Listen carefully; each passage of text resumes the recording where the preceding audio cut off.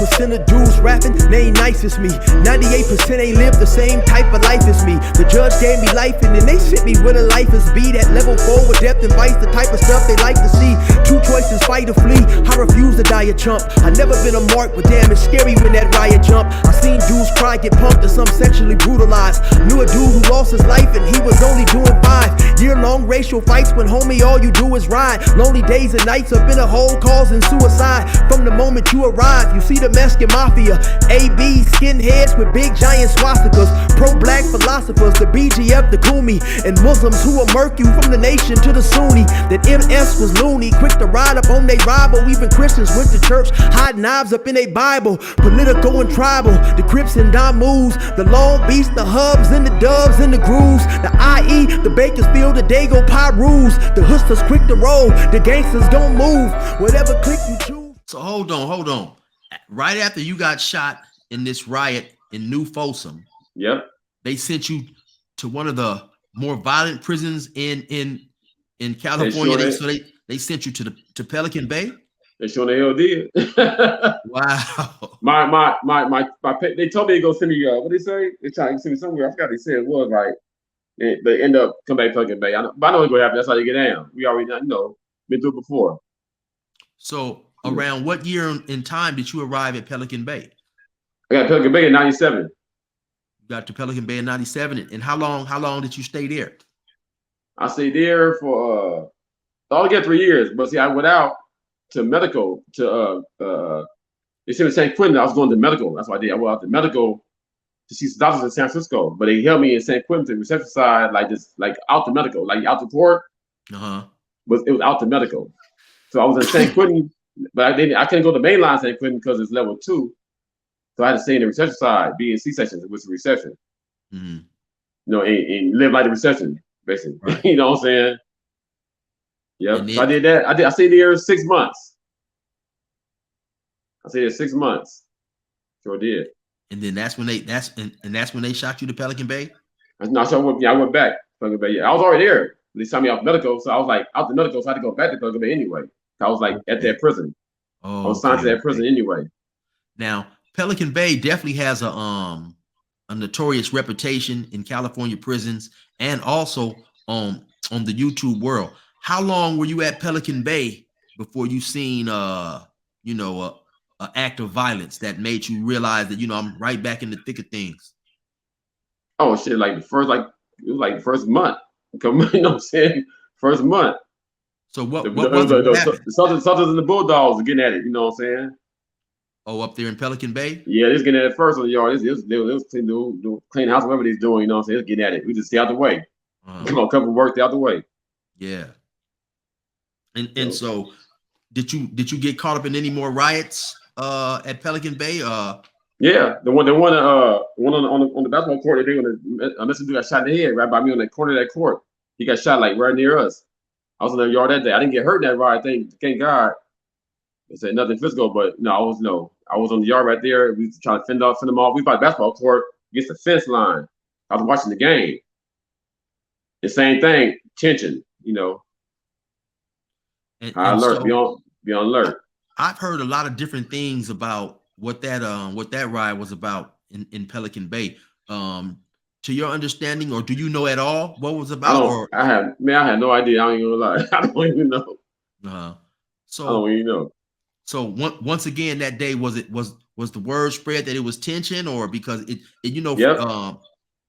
To me, I'm wondering. I've done time myself, so I'm wondering if the brothers knew that it was tension. Why was some of them over there playing basketball and not paying attention, not on point? Yeah, you're right. That's how some people slipping. Because we were around the yard, like our folks, and also letting people know that the keep away homies know. What I'm saying, a few of them know.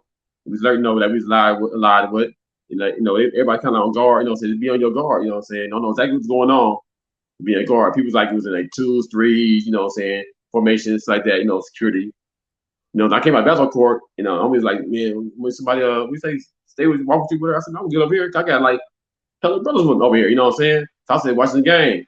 I don't like all that shit anyway, personally. You know what I'm saying? So I said, I'm watching the game with the brothers over here. That's my security. So I was right there by the fence line. And that's when it kicked off. And you can see it on YouTube, the YouTube thing they got, right? Uh, I was looking at that shit. I'm like, wow. So I didn't see it till like way later. That right there, like years later. by you knowing where you were and stuff, were you able to spot yourself in that Yep, video? I sure the hell did. Uh-huh. I can tell you. And so, I can show you. I okay, had a well, rain tell jacket on with a black beanie because two of us in that fence line back had rain jackets on, right? That standing up. uh-huh. I had a rain jacket on and my beanie down, black beanie. So and you're the one who you said in the rain I was jacket close. with I the was black close. beanie. I was the one with the rain jacket on, closer to the where the guy got shot. Okay. To that And, corner, it's like a corner right there, a little corner of the fence. and so how was your stance when you was on prison on the carrying of weapons? Did you feel it was better to have a weapon, or were you did you not prefer to have a weapon? I prefer not to carry a weapon on me personally. You know what I'm saying? Some cats, some homies like they like that kind of stuff. You know what I'm saying? Uh-huh. Like say threat, they say threat. I guess make them feel better. You know what I'm saying? Whatever. You know what Right. I'm saying? I went into the race that carrying on me like that. You know what I'm saying? No, I didn't carry somebody on the street like that personally. Uh-huh. So I wouldn't read into that. You know what I'm saying? If I know where to get it where I needed it. Now So it was always nearby though. So so take us to the day of this Pelican Bay riot. You standing around watching the game, and then suddenly you look up and you see the Hispanics rushing you guys. What was going through your mind? What's that feeling like? Kind of describe for those who've never been in a riot. Everything that happens, and what your mind is thinking, all that stuff. all kind of things come up, man. The adrenaline, the fears come up again. Especially you've been through before. You know what I'm saying? Well, me personally, I think for me, I was more cautious from other melees. So I've been in situations that made me more cautious, especially getting shot. It made me extremely more cautious. Right. So that is me personally. But And, I guess it brought a lot of trauma. and You that's know what what I I'm was saying? going to ask you. Being shot in that previous riot, did that affect your ability or your will of wanting to participate in this next riot? Because like you say, now it's jumping off, but since you've been shot before, were you worried about getting shot again? And do you think that Oh yeah. affected how you wanted to participate?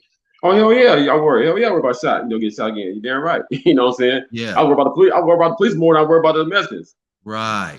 So I can see them. Right. But doing the tower above me, he popping down. He shot Tuffy. Homie, homie, keep way too. He shot him through the shoulder. We was kicking the play. He was playing basketball. Matter of fact, he ran out there in the out in the open because the tower is like goes so far. You stand back like we was against the fence. You can't really get down on you like that. But he stepped out. And got popped. You know what I'm saying? A little bit. That was crazy. They was shooting out. They shooting us, man. I fear them more than anything. Yeah, and something like that definitely has to be, psychologically traumatizing. Like you said, you've already been shot before, so and you don't know where the bullets are coming from. So I definitely think that would affect anyone's ability to perform. And I definitely appreciate your honesty. Of course. Somebody asked me, during that riot, you see a big old tall brother over there in the corner, and he's slinging them and chunking them. Do you know who that was? I think that was Bosco. I believe that. I think that was the Kiwi homie Bosco. I believe so. Bosco had a rain jacket on. Well, yeah, he was just a big old tall dude, and I had talked to somebody maybe about a year before. I did an interview at a it was a picnic for lifers, and a couple of my subscribers was like, "Man, Chill, you should have asked him who that big brother was. It was a big old tall dude. I think they had the brothers up against the wall, and he was slinging them every time somebody run up. He was slinging them, just slinging them, backing people up." Where I was at, or over somewhere else. I think it was right. I think it was right around the area where the You know what? Hispanic. I know exactly. I know exactly what you're talking about. If that was the same person, that's my homeboy Zoe. He's out now. He got a shoe store, a clothes store, and everything right now. Doing really good, community everything. But that was he's a rapper too. I don't even heard of Zoe the Roaster. Okay, is he tall? Zoe's tall. He was slimmer then. He's chunky now. He got long drill eyes. He got a little older, lazy, but he's boxing. He's a Golden Glove. He's a boxer. He teaches me how to box. He's a real boxer. It definitely looked like he was kind of tall and slim. Yeah. He's like, see, back then he's a lot slimmer and more fit. He's working out all that. You know what I'm saying? A lot younger, but he's a trained boxer. He teaches a lot of homies how to box. So I think that he was right there in the medical, right, kind of like next to us. Matter of fact, in the medical holding place, he got tapped with Mexicans getting off. They try to like jump him, about 5 of them. Yep, and he was on him. He got cut, scratched on his face a little bit, like little scrapes though. But they say that, like they said, like you said, I didn't see it, right? But everybody said Zoe was putting hands on them, like you said. Yeah, it was definitely some tall dude slanging them. Yep, yeah. Were you in close proximity to the dude who lost his life, the Hispanic dude? Yes, I was. It was like to the left of me, like if I was standing against the fence and faced out. It was like to the left, to my left side, and I seen it right when he fell. Right, fell. Like from my eyes, right when he fell. You know what I'm saying? And it shit just stopped, and he tried to drag his body. He was trying to drag his body back. The other messenger coming trying to get his body, trying to drag him. And I looked over. Somebody said something. I said, "Man, he dead." You can see the blood come up out the bottom. I see the blood come out the bottom of his skull, like on the ground, coming out. So how, if any, did that affect you seeing him shot and killed right in front of you? Just period. And then also coupling with the fact that you had been shot, not even maybe, you know, a few years before in the same situation. How did you deal with all that and process that? You know what? When I get in the cell, I got back in the cells. I went to my zone. I got on that bunk. I went to my zone. Did my prayer. Did a lot of prayer. That's one way. And my music. My music was my therapy because I used to DJ, right? My music, I hold on to music for I held on for dear life. So music, I use it as like a channel, an escape, you know. So I had some music. That was a good thing too. They helped me like this de-stress, as they say, de-stress. Like I do right here. I come home from work. My job, I deal with the addicts. People come into the program to get in the program, drug addiction, mental illnesses, all kinds of shit, getting crazy every day. I work with the homeless every day, like that. So I deal with a lot of trauma right now too. So I come home with de-stress. I do the same thing. You know what I'm saying? 'Cause I gotta do that. But the traumas came up. The trauma did come up, and I caught them. I'm talking like years later. You know what I'm saying? These little traumas come up, and you can catch them if you're aware. You know what I'm saying? If you're aware yourself, you know what I'm saying? You can catch them. And when you do things like act out or spread out on your mate, you know what I'm saying? That kind of stuff. Right. You know what I'm saying? The relationships. You know what I'm saying? I catch myself like, hey, why I do that for? You know, they really think about it and get some deep. And sometimes it took her to telling me this. You know what I'm saying? To bring to my attention, to be really aware. You know what I'm saying? Like, let me look at this real deeper then. You know what I'm saying? I really go back. I like look deep in it anyway. So I go back and I say that's where it comes from. Right. You know what I'm saying? That trauma. So after they got everybody up, and how long did they have you guys outside, you know, sitting on the ground, handcuffed and zip ties and all that type of stuff? How long did it take for you to actually get back to your cell? Oh man, look, it took a minute for me getting back in my cell. It took like almost like a couple hours, I guess, afterwards. But it was going a little bit of time, you know what I'm saying? But it took a minute. And so how long did you what happened after that in terms of did you continue to stay at the prison? Did they eventually move you? How did you no, this is happening. Check this out. There was a situation, right? I was in there and I had I had this attorney, right? When I got shot, you know, when me and my partner, John Jeffrey got shot, we got this attorney. He's a pro bono attorney out of Berkeley named James Channing. Probably, if you look at Channel 2, he's on the news looking over the oversight from the Oakland Police Department oversight thing. The Jewish guy, the white hair and shit. But he's my attorney, right? He's trying to get, through for shooting us. So he went around the whole thing, he went through a whole lot of stuff, and ended up throwing it out, you know what I'm saying? Because we found out that the union is all crooked. They all tied in with the judge and everything. So the judge ended up throwing it out. He tied in with the union. So that's how I first realized about that damn union. Right. How strong that union is. That's my first taste of that, you know what I'm saying?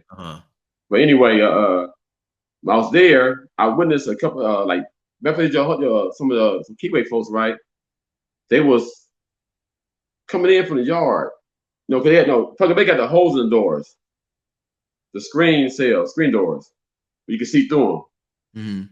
You know what I'm saying? So he's coming from the yard, right? And the police had been harassing the homies, the homies for a minute, right? So when they came in, the police grabbed one cat, right? He said, "Come here, like, put your pants up, like this fucking one, When he put him against the wall, he threw him against the wall hella hard. You know what I'm saying? Like extremely hard. Like he had a chip on his shoulder. So dude took off. You know what I'm saying? It was getting off on the police. It was getting off. You know what I'm saying? So and after that, Did the rest of the Crips that he was walking with, did they join yeah, in? yeah, it was just a few of my thing. They got getting off. They start getting off. You know, and I feel personally it was justified. I just don't know, this could just because, but because how you treat the person. You know what I'm saying? Treat them Right. like animals. That's how they go at. You know what I'm saying? Right. You know, like that's the first thing I seen. Right. Then there's another situation with the white dude. Right. Took off. They was cleaning the house, I guess. Right. And they killed one of their own.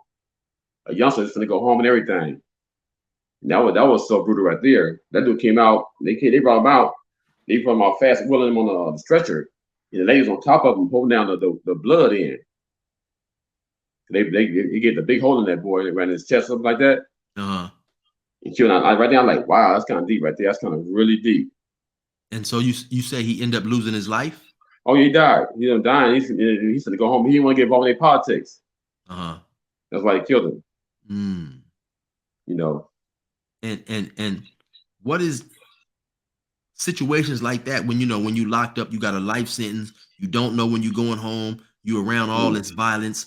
How does that affect you in terms of it can make some people go crazy, it makes some people become more violent.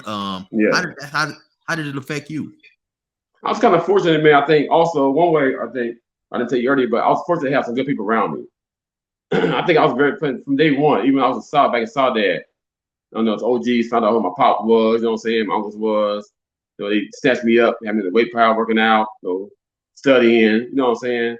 They new cats had been down like since the 70s when I got in there.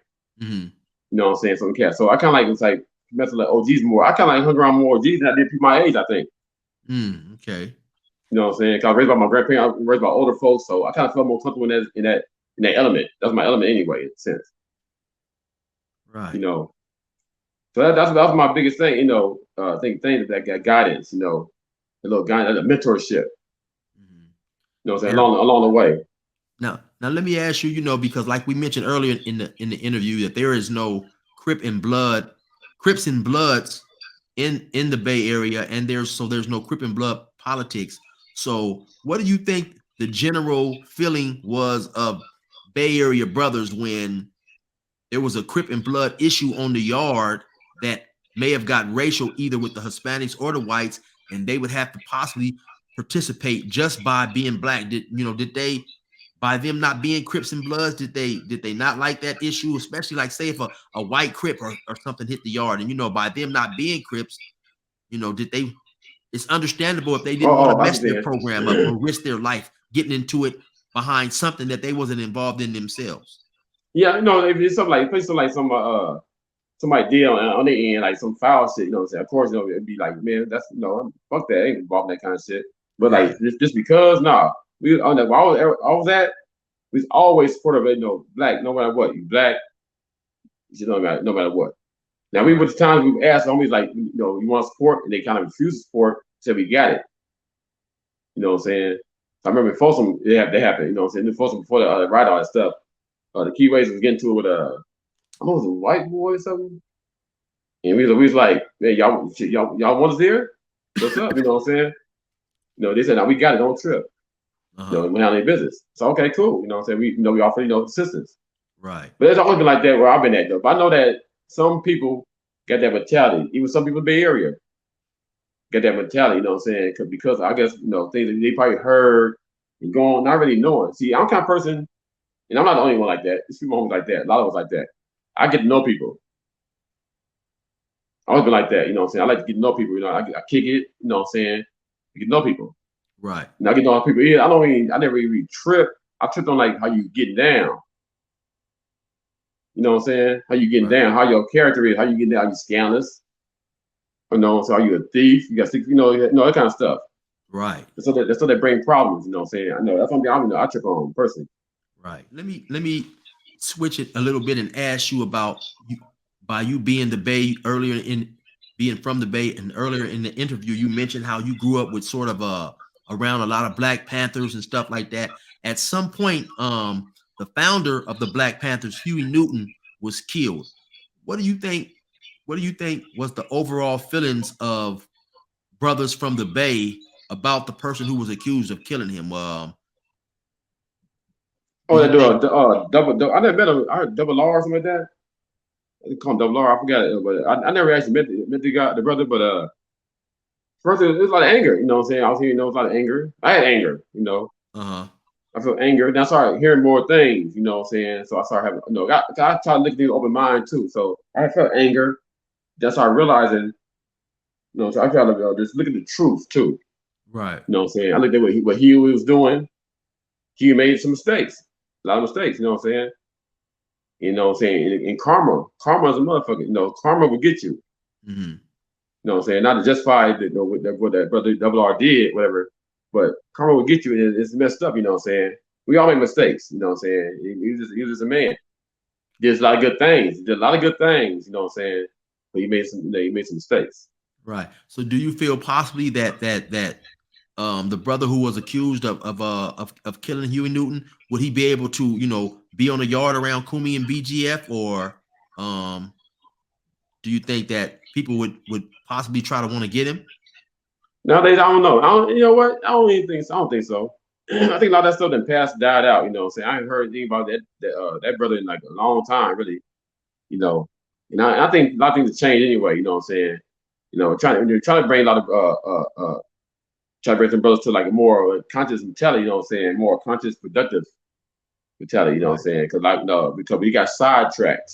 You know what I'm Right. saying? We got sidetracked. That wasn't the purpose to go. We got sidetracked, but it's what it is. It's a learning experience. So let me ask you a question about another legendary name in the Bay. Are you familiar with the name Lavelle Mixon? No, man, Okay. no. Lavelle Mixon, he's a brother that I've done some time with in Corcoran, but he's the one who I don't remember the exact years, but he ended up killing 4 police officers in Oakland. You said Lavelle Nixon? Lavelle Mixon, yeah, you didn't hear about that? He had he I got somebody pulled like he got pulled over on a police stop, and I believe he shot and killed 2 police officers. Then he ran and fled to his sister's house, and they sent I heard about that. I did hear about that the cry about SWAT that. team in there, and then he ended up killing 2 more. I did hear about that. I don't know him though. I never met him. I I don't was know just him. gonna ask you if you knew what was the overall consensus or the feeling about him in Oakland. Did people view him as a martyr or a hero against police oppression and stuff like that? No, I didn't hear too much else about that. You know what I'm saying? Because that happened. I think what year that happened anyway? I think it was probably like around maybe 2011, 2012. I'm not exactly sure myself. Me and him was in Corcoran on a 2-yard. Okay. I think it was like 2005. Then I believe he ended up leaving, going home. He came back and did maybe a parole violation or a few more years, then got out again. But yeah, I was just gonna ask you about that. But I don't know okay. too. No, I didn't really hear where I was at. I didn't hear too much about him. Okay. And so how did you end up getting released and coming home? What was that experience like? Well, here's what it was. In 2012, I went to the board with 16 years, 17 years with no 115s clear. Mm-hmm. So I never had any really violence anyway. I never got caught for any violence anyway, like real, that serious violence. Right. So it was a good thing. Which Most was a good definitely. thing, for my record. But I went, I had everything ordered, had everything good, you know what I'm saying? Had, my mother's address down, and say I can parole there, you know what I'm saying, if I need to go somewhere to go, a couple of a few letters, to support, you know what I'm saying? And this clean record, speaking well, showing insight, telling them, you know what I'm saying? I'm saying why I did what I did, basically, you know what I'm saying? Because I lived this, I seen this occur in my lifestyle, so I thought that was okay. Right. Belief systems, something like that, right? Uh-huh. They denied me 3 years. So I'm like, what? No, what the hell? I don't know too much about the law, right? But I know that don't sound right. So I went back to the yard. I got a friend named Mr. Jackson, brother name. I forgot his first name. He's a Muslim brother too. He had a C number, so he had been down like a long time already, right? Yes, like C5 something. Anyway, he's a good paralegal. Been staying for a long time, really good, helping a lot of people out in case you can figure out. So I came back. He said, "Man, they denied you." He said, man, that's crazy. I deny you like that, right? Right. So he said, when you get your stuff back, let me see your transcripts.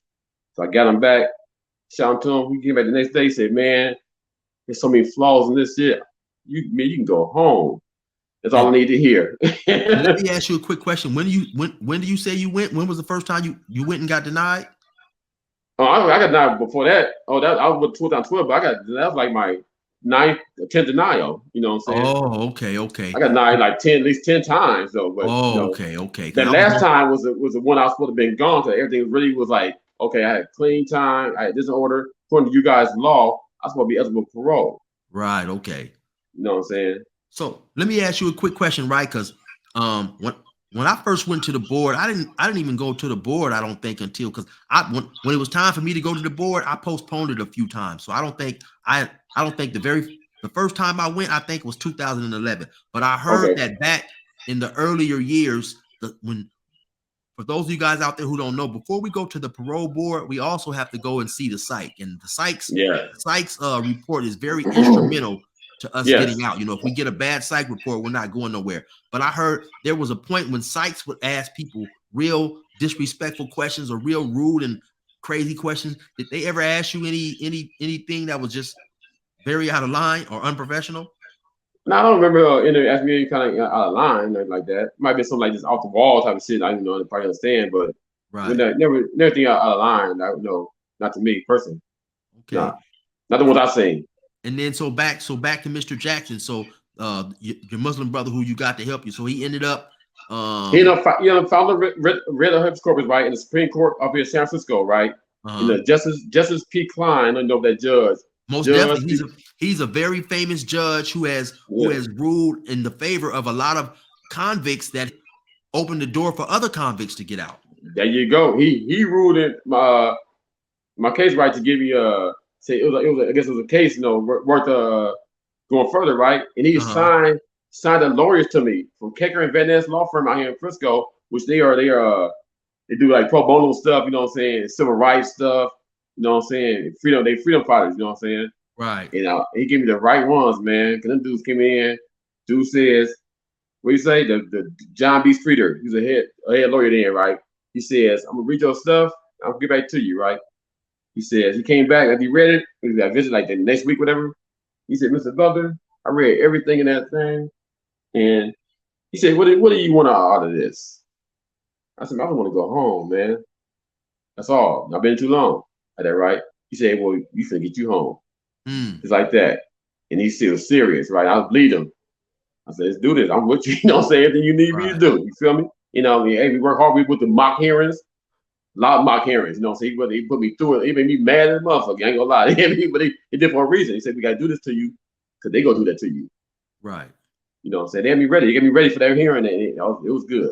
And then one more quick thing, man. I want to give a shout out, man, to Judge P. Klein, because yes, sir. A lot of people who haven't been through the California prison system, man, you know, lifers, sometimes I would run across a person who was sentenced to 7 to life and they'd been in there 30 years, 35 years, you know. Judge P. Klein, he ruled in several cases that made it that opened the doors for lifers to get out. He was one of the very few judges who made fair rulings and really opened the doors, man, for lifers to start being released from prison. So shout out to that. Shout out to Judge P. Klein, man. So when you finally go to the board, they tell you that you're suitable, that you're getting ready to go home. How does that feel after doing all that time? You know, never thinking that you would get out. Man, it was surreal, man. I ain't gonna lie. And this, you know, what I tell everybody all the time, I talk to somebody the other day at my job, right? I work with ex-lifers because Waterhouse Health, right? They hire people that came to the program also. So a few of us like that did time together, like we was on yards together, we worked together. You feel me? All on the street, period. Boogie. I see Boogie all you know what I'm saying? Right. I just work with that company. I left that company because different things for the work. I want to get more money, but we're in the same area right here. Working back, giving back to the community, purifying our community, and giving the skills that we learned in there, we transform them into our here. You know what I'm saying? Right. And so you told me that you have a non-profit organization or something that you kind of wanted to speak a little bit about and give people a idea about. No, well, I don't have it not yet, but we working on a nonprofit. Right, we've been working on for a while. So I get an LLC going. We put together some other things about board and everything, just finalizing some things. And I'm working with Bonafide program, which is founded by David Cohen. If you heard of it, it's out here based in Oakland, right? They work with formerly incarcerated and people incarcerated. They help navigate them back to society. They could do some things inside. I can work with them on that. They have career coaches. They train people how to start on LLCs and nonprofits. You know, so coming out from the prison system. Mm-hmm. So I connected with him recently, so I'm going to have some training with him to get my thing going. I'm utilizing that his program, brother. Okay, most definitely, man. That's what's up. But man. what I want to do, what I'm doing is targeting, the community. You know what I'm saying? Because my passion is the disenfranchised community. You know what I'm saying? Unhoused community. Mental illness. You know what I'm saying? The youth, of course, because I always been mentoring my youth. You know what I'm saying? Getting back because I was young going in, so I relate to that. I always had a passion to get back to that. You know what I'm saying? Right. Turn that cycle around. You know what I'm saying? Change the narrative, as they say. You know what I'm saying? For a lot of young brothers, you know what I'm saying, out there, you know. And no, that's definitely commendable. And like yourself, I see a lot of people who go to prison and do a lot of time, like you and I, and people who, we experience things. And a lot of us get out and we definitely want to give back and try to help the community and help the younger generations not go through the same experience that we went through by being taught the wrong things, man. And I definitely appreciate you for coming on my show, man, sharing your story. Anytime I talk to a former lifer, I'm always excited, because I can empathize with what you have experienced, being locked up, never thinking you was coming home, and now you're home. You living your life. You enjoying stuff. So, man, I appreciate you for coming on, man. And I'm proud of you too, brother. I'm proud of you too, brother, for doing your thing. I watched your show over here and there, right, for the last I guess several months or whatever. I caught up on it. Now I caught on, like you said, man, brother, time that's cool, man. You do things like that, giving back. You know what I'm saying? Open doors for other brothers, you know what I'm saying? Hey, thank you. I appreciate it much, man. And sure. You stay safe out there, man. You already know what it is, man. It's your boy, 16 to Life. Resume normal program. The crackers let me out the gate, now the pressure's on. We about to get this shit straight like a pressing comb. The wrong cat to get aggressive on. I bring the bitch up out of niggas while you think they got them dresses on. My reach long and that's the best type. To have some dirty white boys come and smoke you like a meth pipe. And leave your chest bright red like a fire truck. Kicking your mom's door at night, nigga, and tie her up. I'm wild as fuck and I'm respected by the new youth. I put this pistol in their ear like a Bluetooth. I blow their brains on their new coupe.